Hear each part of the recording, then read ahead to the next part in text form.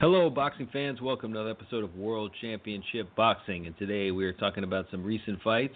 And I'm joined once again by One Silva. How you doing, man? Boxing has been an incredible run this fall. I mean, we talked about how the first half of 2018 was pure garbage. Well, the last month and a half has been pure fire. Alexander Usyk, who I predicted on this program to be the next great heavyweight. This man has all the skill set. Fought Chaz Witherspoon, a journeyman whose claim to fame is that his cousin Tim Witherspoon was a tremendous two-time heavyweight champion in the 1980s. Well, Chaz is not a pimple on Tim's ass, all right? I think Tim Witherspoon at 60-something years old would have been a better opponent last Saturday night than his cousin Chaz. Chaz was just a punching bag, took a horrific beating. The less said about that fight, the better. Usyk hadn't fought in a year, so it was a warm-up fight for him. But let's stop with the warm-up fights. He needs to go to a contender next. And he could. And he's the mandatory contender for one of Andy Ruiz's belts. Ruiz fights Joshua in December. The winner of that fight, if they can't get the winner of Fury Wilder, should fight Usyk. And in my opinion, Usyk beats both guys. Usyk has all the talent in the world, tremendous boxer. Last year's consensus fighter of the year across the board, the second greatest cruiserweight of all time. The greatest cruiserweight is his idol, Evander Holyfield. And I look at him to have a possible Evander Holyfield-like career at the heavyweight division. Usyk has all the tools in the world. Just a tremendous fighter, and unfortunately, you learn nothing from fighting a punching bag like he did last week. So another victory over a guy that had no business being in the ring with him. Witherspoon was just covering up throughout the whole fight and trying to go 12 rounds, basically. That's what he was trying to do. Usyk, plus Usyk was rusty. But Usyk is a beautiful boxer. Reminds me of Evander Holyfield. You see a lot of Holyfield in Usyk, and I just hope he doesn't have 40 kids like Holyfield does. Other than that, yeah.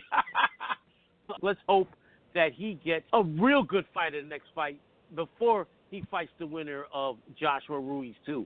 The other fight that was on, well, there was two other fights. We'll talk about the third fight in a minute. But the second fight, Dimitri Bivol, just like Usyk, fought. I don't know where they found this Lenny Castillo guy. I never heard of this guy.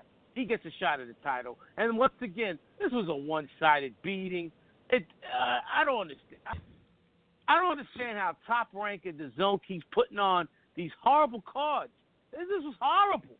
This was horrible. I mean, it was horrible. It's just a horrible card. Let's stop with the nonsense. Bivol, hopefully he fights Beterbiev next. I'll talk more about that later, but another workman like Victor Bivol's a very good boxer, very good fighter, but he's beaten one stiff after another. And if anything has showed you in 2019, you keep fighting stiffs. Eventually you run into a live body, something's going to happen. And he might be running into a live body. We'll talk about that later. I see him. Well, I'll make that prediction later. And then finally, the fourth death in the last 3 months of a boxer. I didn't send you the link for this fight because it's just too devastating to watch. I blame the referee and I blame Patrick Day's cornerman. He took a beating. There's no reason why this young man is dead. At 27 years old, he's the same age as my son. He's dead. He's dead. This is pathetic on the referee's part, the cornerman's part, and Charles Conwell stated that he's heavily considering retiring. When you look at the history of boxing, when you brutally murder a man inside the ring, and there's a podcast out there asking if he should be indicted. The fuck? That podcast needs to be stopped right now. The fuck are you talking about? What? This is ridiculous. I think that's done just to try to get listeners. Should Charles Conwell be arrested for murder? Get the fuck out of here. You got to be kidding me. But this might affect Charles Conwell, who has all the ability in the world, punching power, excellent boxing skills. But if you've seen in the history of boxing, Ray Mancini was never the same after he killed Dooku Kim in the ring. Emil Griffith was never the same after he killed Benny Perret in the ring. The list is endless. When you kill any exceptions to that list? Sugar Ray Robinson. Sugar Ray Robinson killed a man in the ring, and he continued to be the greatest fighter in the world for the next 5-6 years. But then again, he was a special fighter. He was a once-in-a-lifetime fighter. When you're a good to very good fighter like Boom Boom Mancini, Emil Griffith's an all-time great. But if you look at Emil Griffith's career after he killed Benny Perret, he never had another significant knockout win in his career. I mean, he was a great fighter. We did his greatest performances, and he was in many great fights. He gave everybody hell. But that killer instinct left him. Killer instinct. Ray Mancini Ray Mancini only won 2 or 3 more fights after he killed Dooku Kim. Lost his last 4. The killer instinct leaves you after you, unless you're a special fighter like a Sugar Ray Robinson. But the good to very good fighters rarely are ever the same. Lupe Pintor is an exception. He continued to have that killer instinct, went on to Hall of Fame career after he killed Johnny Owen, a fight that we covered on Lupe Pintor's greatest performances. But more times than not, many more times than not, the fighter is never the same after he kills a man in the ring. And I'm hoping that Conwell could overcome this. He's considering retirement. My advice to Mr. Conwell is maybe seek a therapist. Get over this, because it's a dangerous sport to get in the ring. And, Roy Jones Jr. was affected by Gerald McClellan's paralysis after McClellan was paralyzed for the rest of his life in his fight against Nigel Benn. Roy Jones was supposed to fight Gerald McClellan after that fight. And after that fight, Roy Jones' savagery was only shown when he hated the opponent, a la Montel Griffin. Other than that, Roy was the greatest fighter on the planet at that time. Roy would hold back if he seriously hurt somebody because of what happened to Gerald McClellan. He wasn't the one who did that to McClellan. It's usually like the fighters, not the fighters like Mike Tyson that kill people. It's like the ones that give you an accumulation of blows, right? I mean, I'm glad, man. You made the same point that my father made many, many years ago. My father would always tell me that the reason why a lot of boxers end up the way they do with dementia is not from the hard hitters like a Tyson or a George Foreman, but from guys that are accurate punches, not great punches, accumulation of punches, and then later on in his, because look what happened with Muhammad Ali. It was not only what happened with guys like Foreman and Shavers and Frazier, but guys like Trevor Burbank and Leon Spinks who were power punches. So you make a great assessment there. Benny Perret, when he died, had just come off being brutally knocked out by Gene Fullmer. Gene Fullmer and Emil Griffith were never heavy power punches. They were accurate counter punches who landed a lot of punches, and it was accumulation of the punches from Fullmer and Griffith that killed Benny Perret. Another great example, Michael Watson almost died after being brutally knocked out by the great Chris Eubank. And Eubank was never the same after that, because Eubank and Watson were good friends. And Eubank would never score another brutal knockout after that, even though he went on to have another good career. Nigel Benn, I forgot to mention, he was the one who paralyzed Gerald McClellan. He was never the same type of power puncher after that fight.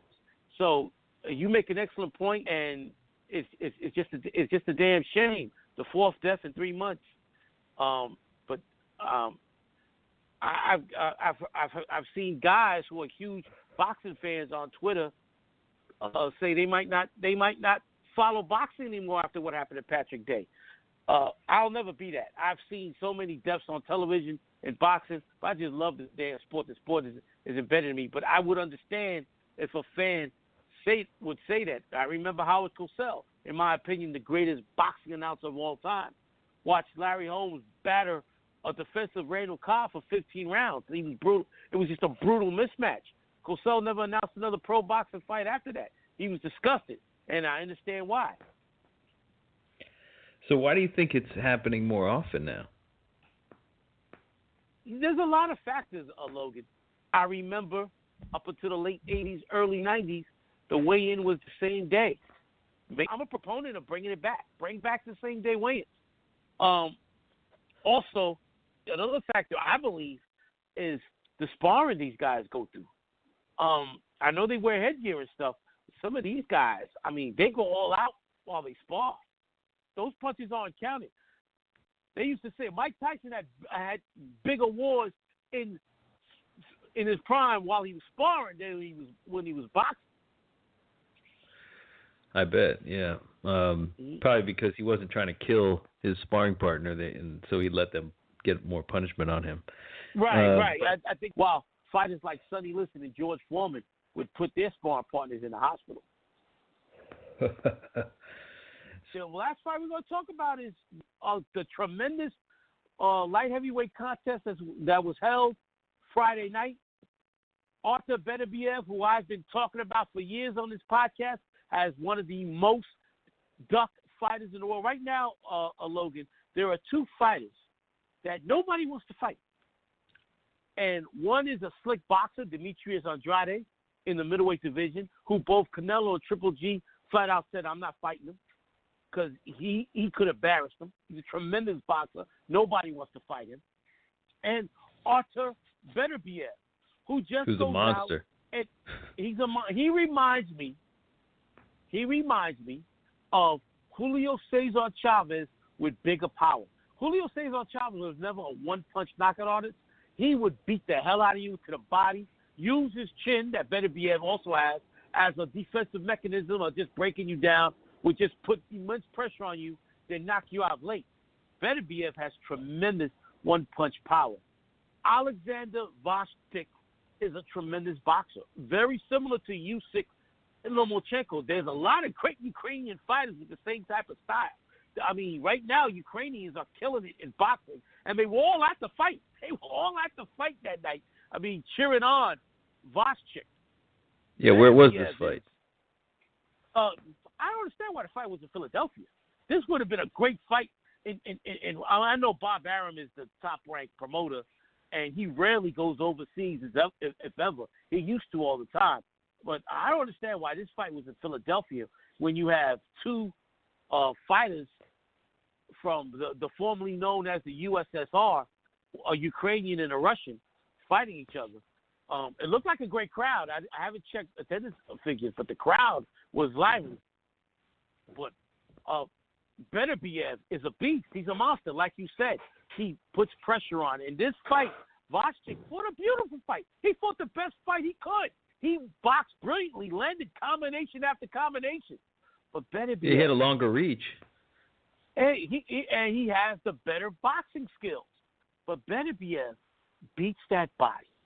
He's so fucking heavy-handed.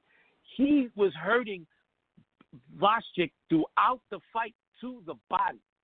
And after 9 rounds, I had Beterbiev up a point because the first 5 or 6 rounds, it was Gvozdyk boxing beautifully, landed combination after combination. But Beterbiev bit his time, went to that body like an animal.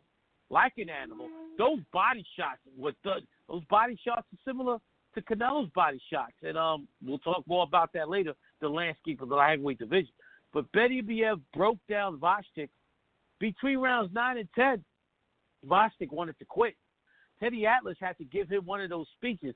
You got to go out there. Come on, man. You're a warrior. Shout out to Teddy Atlas. What a great trainer.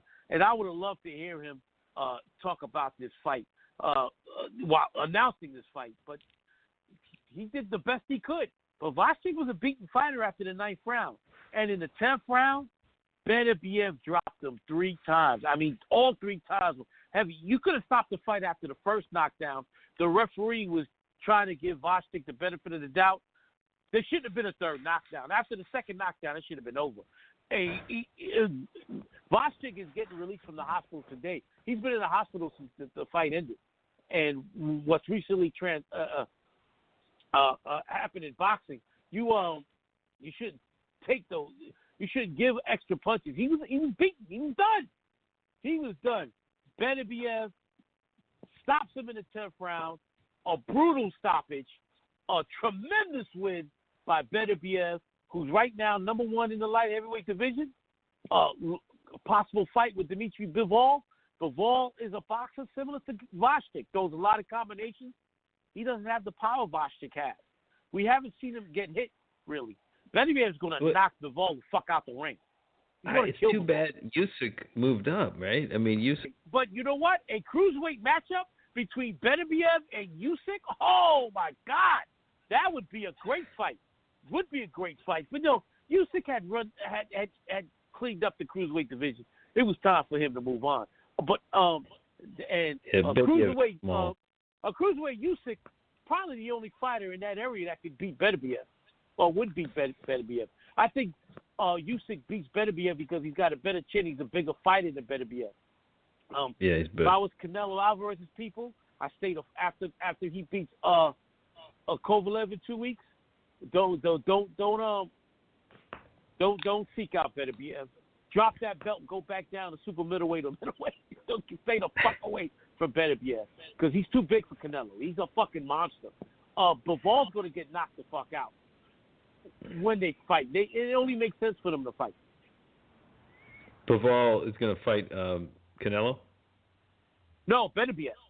Oh, okay. Bivol. But okay, you know what? Bivol. If I was Bivol, you just brought up something I didn't think about.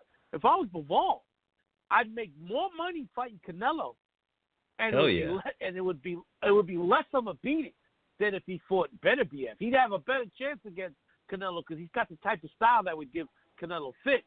While he would land against Beterbiev, because Beterbiev really is not that great of a defensive fighter, I don't see him withstanding Beterbiev's brutal power. That right hand, right now the three biggest punchers in boxing are Deontay Wilder, Naoya Inoue, and Artur Beterbiev. It's not even close. Those three have legendary, all-time great power. Fucking Beterbiev. I was so impressed by him, but I'm impressed by him every time I see him. He's a beast. It's the reason why people have been ducking him. Well, you can't duck him no more. He's about to become the undisputed light heavyweight champion of the world because I don't see Canelo fighting him.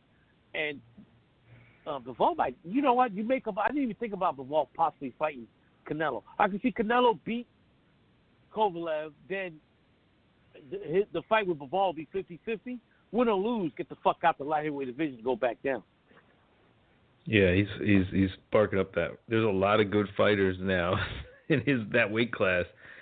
But this light heavyweight division is the best it's been in 10 years. Yeah. So when do you think this guy will fight again? I mean, I don't think he's going to fight anybody notable. Do you? He wants to though. He wants the Canelo. But they're going to duck him. He wants to. Yeah. I don't. Well. So Bivol. Well, let's see what happens. Let's see what happens with Bivol. I think if I was Bivol, I won't commit to anything until after the Canelo Kovalev fight, because he could definitely make more money fighting the winner of that fight than Beterbiev. So if he could make more money Bivol, fighting the loser, I wouldn't.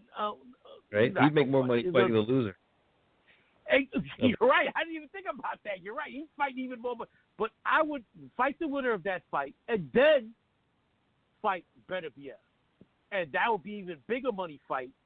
And while not losing, at least the paycheck will be worth the beating. Beterbiev is 34 years old, so he's got to make that money now. He's got to make that money now.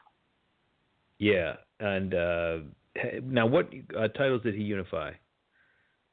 I don't recognize weight class. You don't recognize that. These sanctioning bodies. Remember, I made that statement a couple of months ago, both on this show and on Twitter.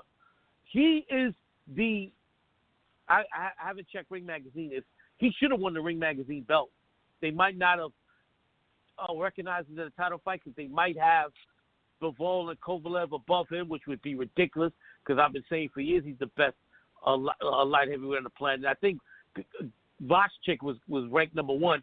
I haven't looked at the latest ring ratings, but Beterbiev is the champion at light heavyweight. Whoever else holds a mythical or sanctioning body belt, fuck them, because they ain't the one. Okay, just for the people who haven't heard that last podcast where you said that you only recognize the Ring Magazine.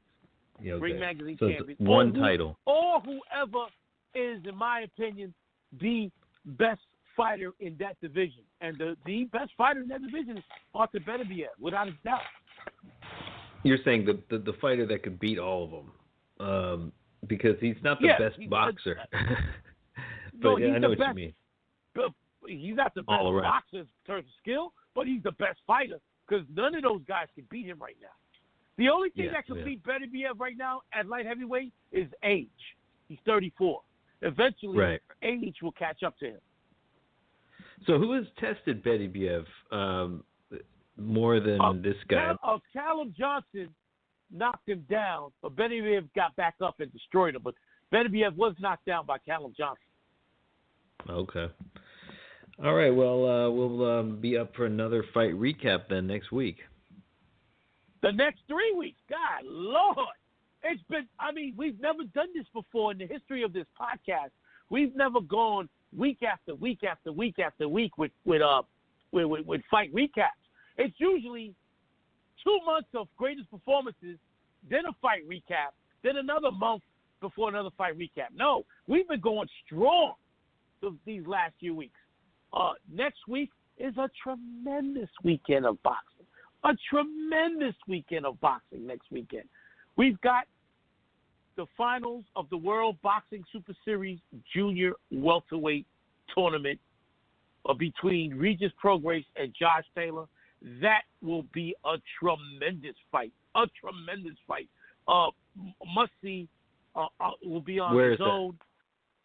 That fight is that fight will be next week. It'll be on the zone. It's in the UK, so that fight's probably going to happen. Will happen at about 5 o'clock in the afternoon, United States Eastern Standard Time. Yeah, Saturday. So that fight next Saturday in England in the O2 Arena. Wow. So that fight being held, and then at night another tremendous fight. This fight being held in Vegas. So this fight will occur. It's on ESPN Plus. Shakur Stevenson going up for his first title opportunity at featherweight, fighting Joet Gonzalez. And there's a plot twist in this fight. First time I've seen this in years. We talked about this during the Sugar Ray Leonard and Wilfred Benitez greatest performances. They're two great performances. When Sugar Ray Leonard defeated Wilfred Benitez on November 30th, 1979, Benitez at the time was engaged to Sugar Ray's sister. Unreal. Yeah. Next week, when Shakur Stevenson fights Joet Gonzalez, Shakur Stevenson is dating Joet Gonzalez's sister. Oh, man. That's no good. Jeez. But Shakur is a much better fighter than Joet Gonzalez, and unless he has mixed feelings, reservations about beating up his sister's brother, he should easily win either a comfortable 12-round decision or a late stoppage. He better give him 12 rounds and not beat him up too bad, and then, if he wants to get late. You know? He ain't going to get no ass. Right. He knows that. Oh, you beat him.